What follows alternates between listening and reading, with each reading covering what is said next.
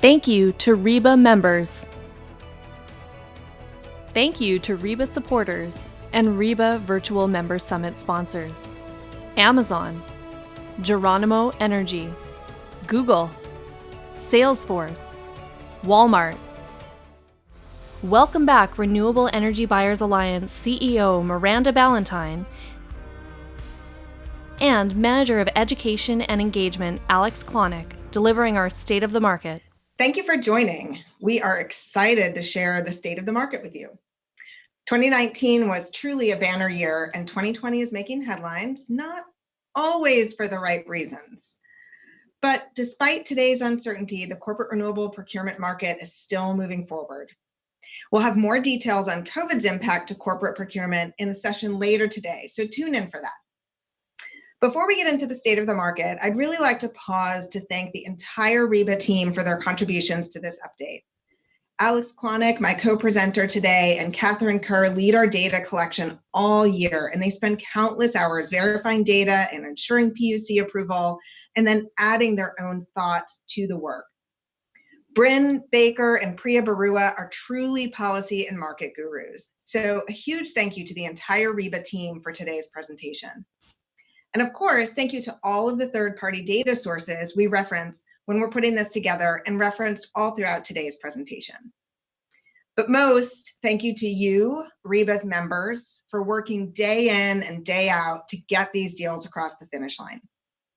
Next week, we will host a live Q&A session on Monday, so please join us for that. More details later in the presentation. This Q&A session is really going to allow you to digest this presentation today, submit your questions in advance, and then show up to dig deeper, hear the reactions of market thought leaders, and of course, ask more questions. So, okay, Alex, let's get into the 2019 state of the market. Absolutely. Let's get to it, Miranda. So we're going to cover a lot this afternoon. First, we're going to start out by going back to the theme of the fall state of the market, which was the buyer's journey. That's going to set the scene for what the general process looks like for buyers. Then we're going to look at some of the key trends in corporate procurement. This won't be comprehensive because, as you mentioned, that's going to be what the Q&A session is for. We can really dig into the things that our members want to hear more about. This is more going to be an overview along with some key trends that we find noteworthy. We will also hear how options for future procurement are growing as a result of changing policy and market structures. Then finally, we will cover trends where corporate and industrial purchasers are starting to lead. Oh, well, is that all we're going to do today, Alex? Yep, that's all. But there's a reason that we have to spread all this content from our members and the REBA team over 4 months. It is such a dynamic market, and I'm really looking forward to diving deeper into a lot of these topics during the question and answer session, as well as the primers, discussion sessions, and open spaces. So does this look good to you? Absolutely, it looks great. So like you said, let's start by going back to the fall state of the market presentation. And I'd really like to lead off with the buyer's journey. And this is not a one-way or straight line path. There are feedback loops, and organizations are constantly evolving and growing their programs. But let's take a look at these 3 steps. So step number 1 is truly understanding impact. Measuring and reporting greenhouse gas emissions is the first step. The second step is committing to action. And most companies set both greenhouse gas reduction goals and clean energy goals. And step 3 is really getting to work and buying clean energy. So let's look at these trends in each of these steps in a buyer's journey before we dive deeply into the state of the market. Transparency is the first step in all of this. You can't manage what you don't measure.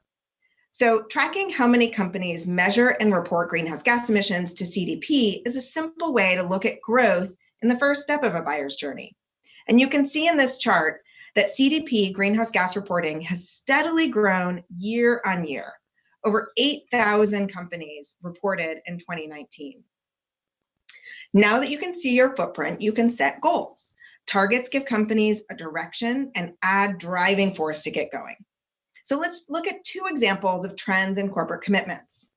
First, more and more companies are using science-based targets to set their greenhouse gas emission goals, as you can see by the chart on the left.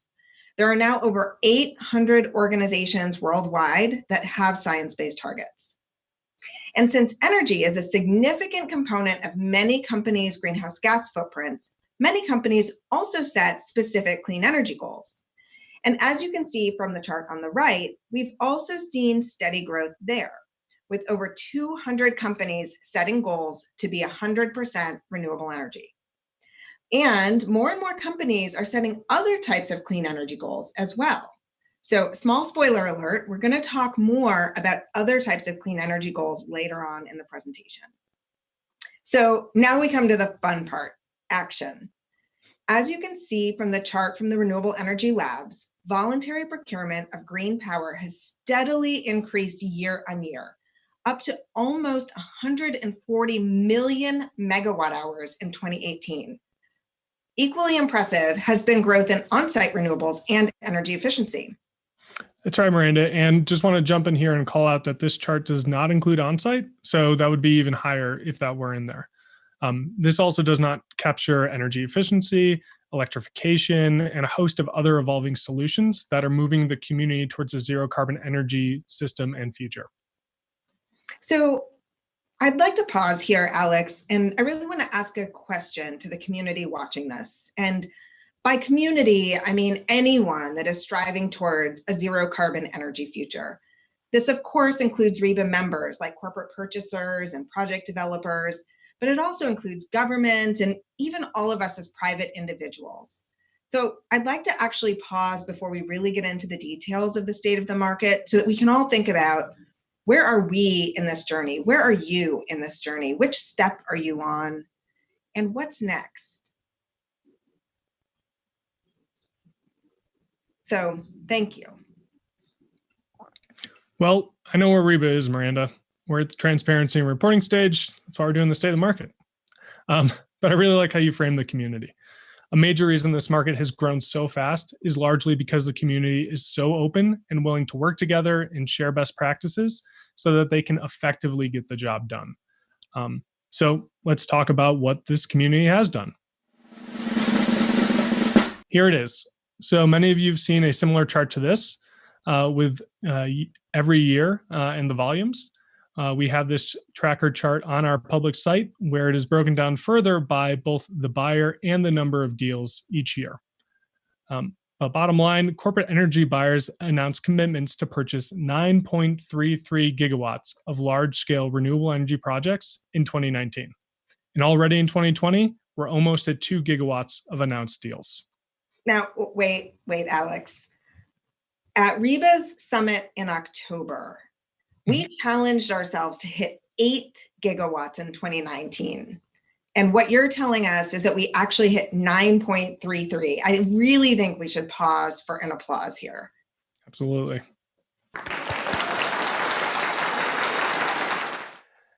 Yeah, the bottom line is that over 26 gigawatts have been announced in the last 10 years. That is impressive. And if we keep this pace, we're on track to hit our 60 gigawatt goal. What I think is even more impressive is that if you look at this on a quarterly level and you consider just what's happened in the last 2 years, that over 60% of that 26 gigawatts, 15 gigawatts, has been announced in 2018 and 2019. It's just crazy that the growth that this market has seen. And it's certainly evident when we look at this deal announcements on a quarterly level. But let's talk a little bit about the first quarter of 2020. So it certainly appears to be the lowest quarter in 3 years and is only the second down quarter in a row since 2014. There are 3 things going on under the surface we should call out. First, when you have policy levers with annual ramp downs, such as the ITC and PTC, there will almost always be this cyclical pattern of intra-year quarterly growth, with Q4 being the largest and Q1 of the following year seeing a dip. That has certainly been the case every year except between 2017 into 2018. So we already expected a lower Q1 2020 compared to Q4 of 2019. The second thing going on here is that we are not showing close to a gigawatt of deals that were signed and waiting for PUC approval, announced but did not publicly share the capacity portion, or they are delaying announcement because of the state of current affairs. The third thing that could explain this, and this is partially counter to the first point, is that more advanced and larger buyers are able to transact faster given their experience and are able to also time announcements to match with other sustainability goals. This makes even more sense when we look at deals from 2019 on a weekly level. So this is another new chart to the state of the market. What we want to call out here is that we saw 3 gigawatts of announced deals in an 8-day period in September of 2019, corresponding with Climate Week. And that other big bump towards the end of April last year, that was over 1.2 gigawatts that was announced the week surrounding Earth Day. Now, 2019 was the first year we saw this trend emerge, where nearly half the capacity for the year was announced in 2 weeks. And we're seeing this trend continue this year. We've had over a gigawatt of deals that were announced during Earth Week this year. It's also not just the repeat buyers that are making these announcements. Both this year and last saw large first-time buyers during these weeks. In fact, with 2 new first-time buyers announcing during Earth Week this year, we are now over 100 unique buyers that have transacted in the market. What's your take on this, Miranda? Well, okay. I know I'm super geeky, but this chart actually makes me tear up a little bit. Remember, part of REBA's vision is for every organization to have a viable path to procure renewables. And over 100 companies might not sound like a lot, but look where we started. This is really impressive. And the market will certainly keep rising and growing this year, but we might see a drop in new buyers for a couple of reasons. First, internal buy-in is clearly fundamental to these deals moving forward. And with executive focus drawn elsewhere on the COVID recovery, getting executive attention right now is a bit more challenging. But 2020's challenges will not be insurmountable, and we'll talk more about COVID impacts later today. And we've heard really great stories about all parties coming together and showing that strong relationships and working to resolve some of the uncertainties facing the market is what's going to work for us. Right, Miranda. And it really is heartening to see the cooperation. And the energy and service providers certainly are a big part of that and make this market. So here we see the number of new energy providers each year and the overall unique number of energy providers in this space. The last 3 years have seen a reduction in the number of new entrants. However, this is one chart where the numbers might shift a bit. And this is because in 2019, a significant chunk of the announced capacity did not announce the project developer. So it is possible that there are new market participants hidden in that group. But how big is that unknown group? Well, it's over 2 gigawatts of capacity from at least 12 deals that did not announce the counterparty. Now, this is worth calling out because understanding who is successfully doing deals is important for market functioning and competition. Also, in most cases, these are long-term partnerships, and it is good to give credit where credit is due. Another trend where we saw a little bit of uncertainty or not really knowing what was going on in the deals was with tech. There was roughly 800 megawatts of deal announcements that did not make the technology clear. However, even excluding that data, wind and solar both had their biggest years in 2019. This was also the first time where there was more solar capacity announced than wind. At least 2.5 gigawatts of that solar was in Texas, and Texas also had 1.5 gigawatts of wind announced. This continues a trend that should not surprise anyone of ERCOT being the hottest place for corporate procurement. Now, the PJM market has also seen a good number of deals, but that may taper off a bit with recent policy developments in PJM that raise the cost of clean energy. Beyond those two markets, there are a lot of states that are light green and gray, and there are varying reasons for this. The vast majority of deals are enabled by organized markets, like the two I mentioned, ERCOT and PJM, customer retail choice structures, or other customer-friendly market structures. And most of the states with zero or few corporate deals simply don't give customers options. And Miranda, I know you're going to dig deeper into this a lot later on, so I won't go into it here. But I just want everybody to remember where these light green and gray states are. Now, looking at these states from an emissions factor perspective, a good chunk of those light green and gray states are in areas where there are high emissions factors. Moving towards a zero carbon energy system will require all these states to reduce their emission factors. But emission factors aren't the only criteria to measure impact. Now, keep an eye on Wyoming and Texas. Looking at the absolute emissions from the electric power industry shows a different set of hotspots. Wyoming was deep red from an emissions factor perspective, but overall emissions are lower. And the reverse is true for Texas. Texas's emissions factor was not as intensive as Wyoming's, but their overall emissions dwarf every other state. Now, there's also still a good deal of deep red up in the PJM MISO territories, just like in the emissions factors map. Now, the addition of bulk renewables to the grid will definitely help drive down both the overall emissions and emissions factors. But if we really want to accelerate the energy transformation, a big part of that is adding more storage and batteries. And that's why we were excited to see that as of November 2019, there's more battery storage capacity in the ERCOT interconnection queue than gas. Now, this is important not just in Texas, but across the country because storage is a key component in increasing renewable penetration. And we hope and expect this trend to continue. Thanks for all of those incredible statistics about where we are, Alex. Of course, the map showing where deals are getting done and where deals are not getting done is always an important one. The growth we've seen over the last 5 years is thanks to existing market and policy structures that enable buyers to choose renewable energy. And to accelerate these deals, we need to expand and improve underlying market structures that enable renewables in every corner of the country.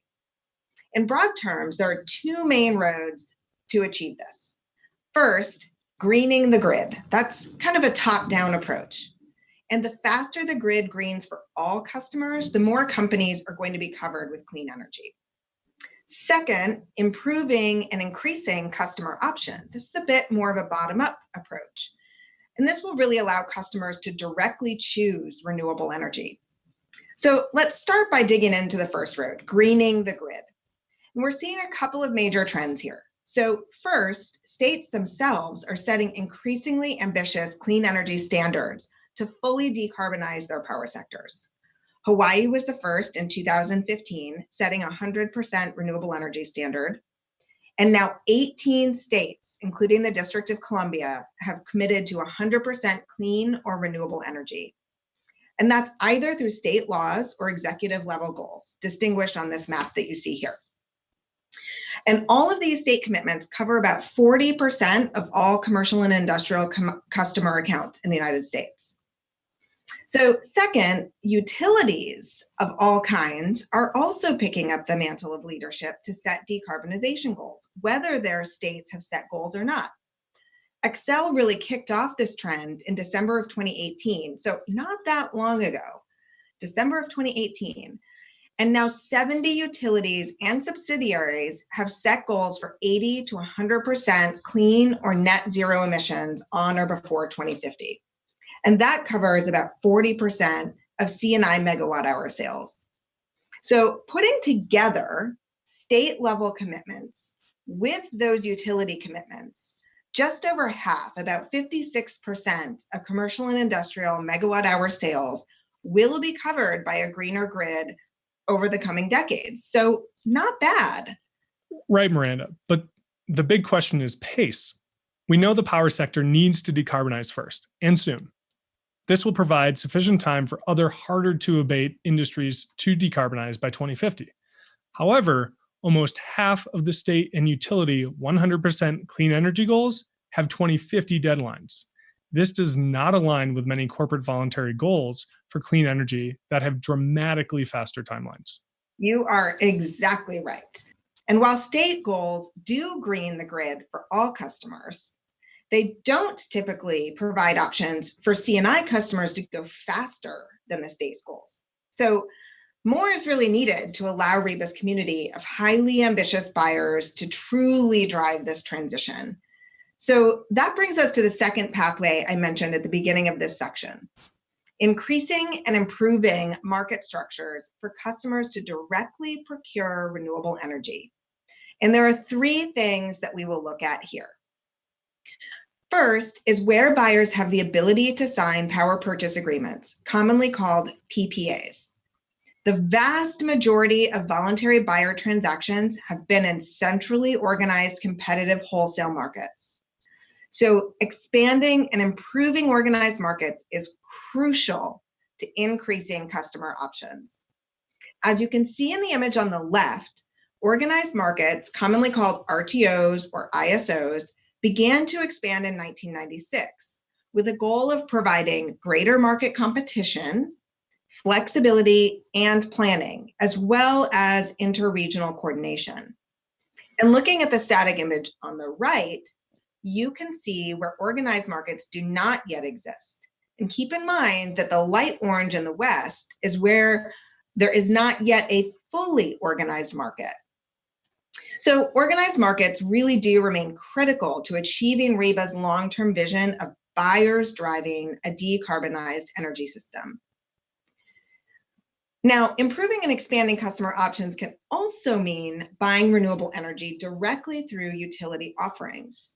And since we were last together at REBA's summit, a few new green tariffs have been approved, bringing the total to 26 tariffs across 17 states. And for those of you that are paying close attention, this map looks the same as last year's map because newly approved tariffs have been in states that already had other programs. Now, although 17 states have green tariff programs, when you look at the service territory level, the coverage is not extensive. And in addition to limited availability, cost premiums and program structures have impacted adoption potential. Only 14 of these programs have active C&I participation, and only 7 of these tariffs have been used by more than 2 large energy buyers, indicating that many of these programs do not seem to be widely usable. Now, we've talked about organized markets and we've talked about utility green tariff programs.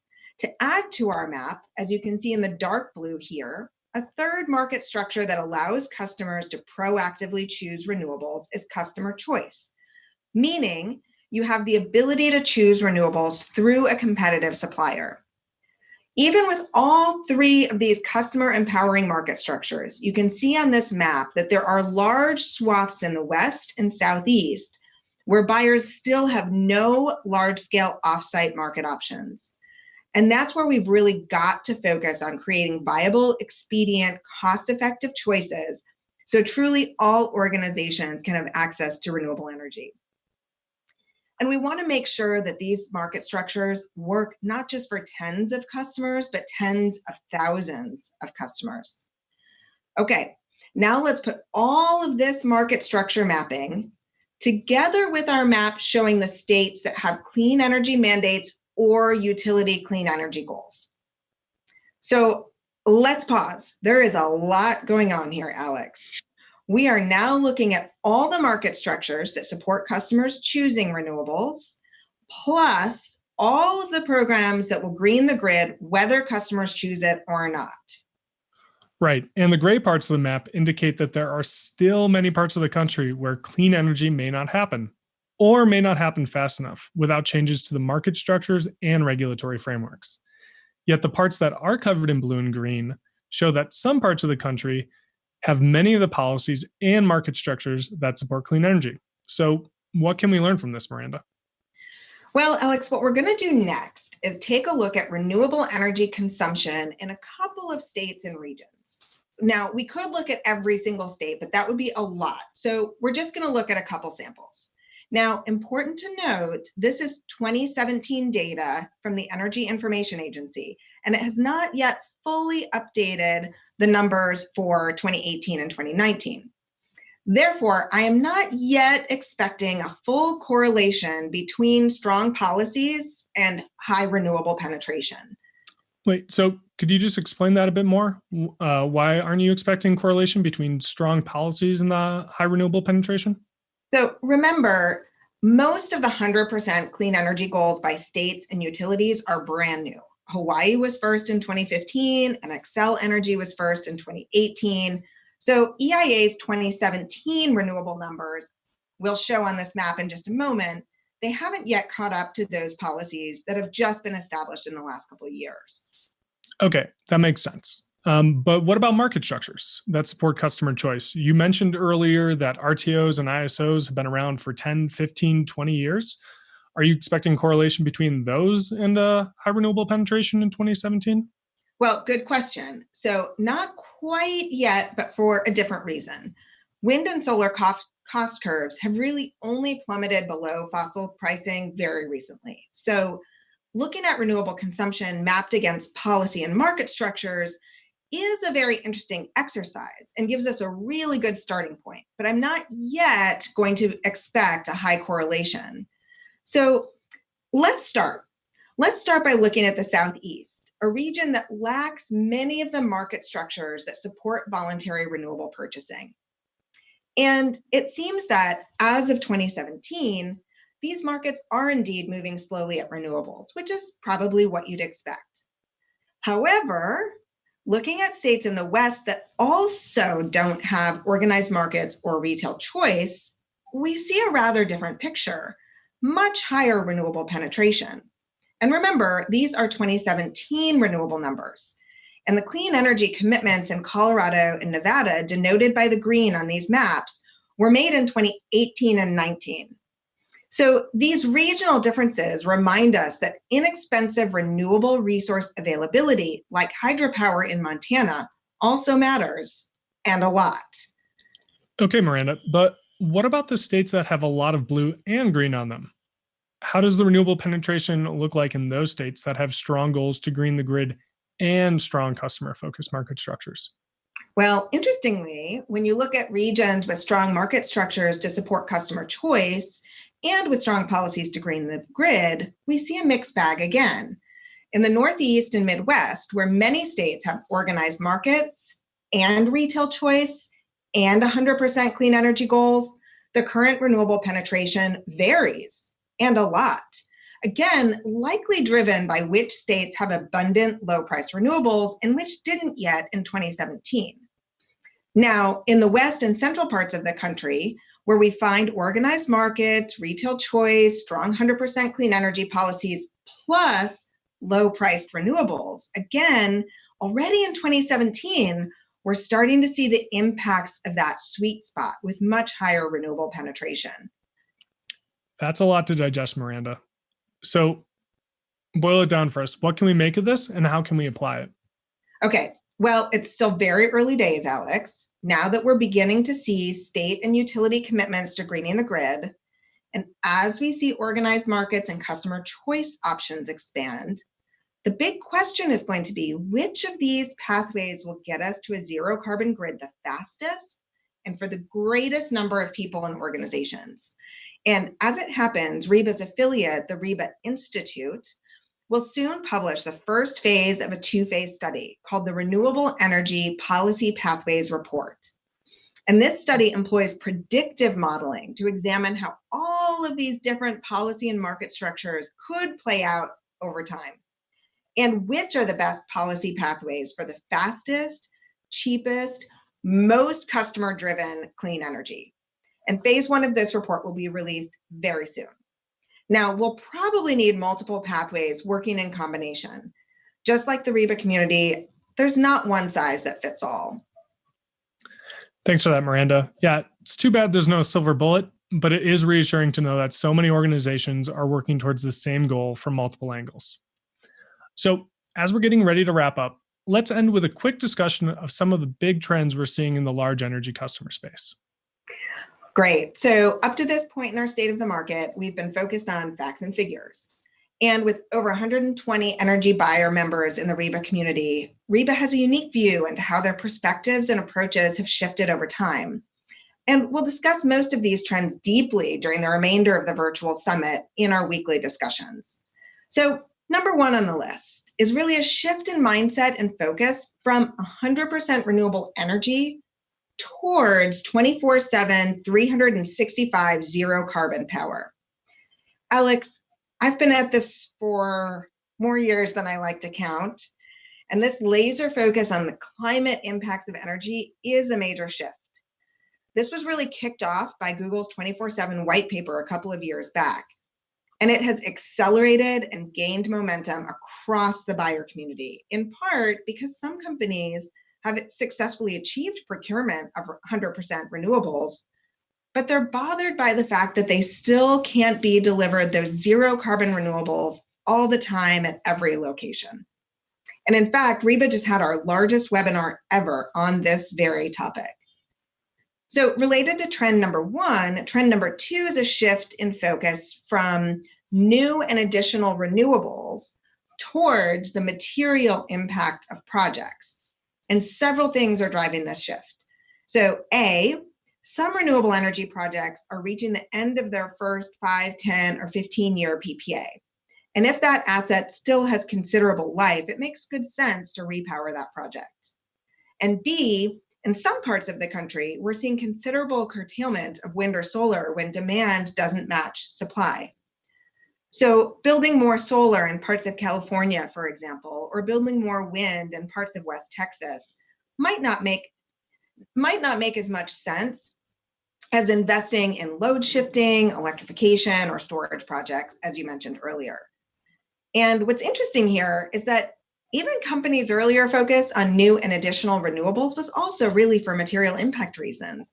In those early 2000s, companies wanted to make sure their demand was doing more than what policies would have otherwise caused. So third, and this trend is a big one too, more and more energy buyers are interested in engaging in public policy. In fact, about 250 individuals participated in REBA policy activities last year, with about 25 companies truly brand forward. This is really a sea change over just a few years ago. So the fourth trend, interest in international clean energy projects, is also ramping up. Corporate procurement is happening all over Europe, even in some parts of the dirtiest markets like Poland. Some Asian markets are strong and open like India. In fact, it's exciting to know that India is the second largest corporate PPA market behind the United States. While other markets in Asia like China and Indonesia remain really challenging markets to procure. So these markets are of high interest to many REBA members, both for their own operations, but also for their supply chain partners, which takes us to trend number 5. More and more companies are setting supply chain or Scope 3 emission reduction goals. That's right, Miranda. And companies start by asking their supply chain partners to take that first step on that 3-step buyer journey that we covered at the very beginning of our discussion today, which is the GHG accounting. And the CDP has a supply chain program, which started back in 2009 with only 10 companies asking their suppliers to report their greenhouse gas emissions. Today, there are almost 150 companies asking over 15,000 suppliers to report. This funnels even more organizations into the transparency stage of the buyer's journey. Then when it gets further along to the action stage, REBA's supply chain program, after only 1 year, has already had interest from nearly 40 members. Now moving on to our 6th trend, we've seen really grow in the last year is a focus on impact beyond carbon. More and more companies are proactively asking their energy developers in the RFP process about other benefits and risks of the projects. This is where I find things get really interesting because we start to see the wide range of impacts of renewable energy, such as with land use, biodiversity, economic impacts, job creation, benefits to the local community, social equity, and even more. That discussion alone could fill the next 4 months.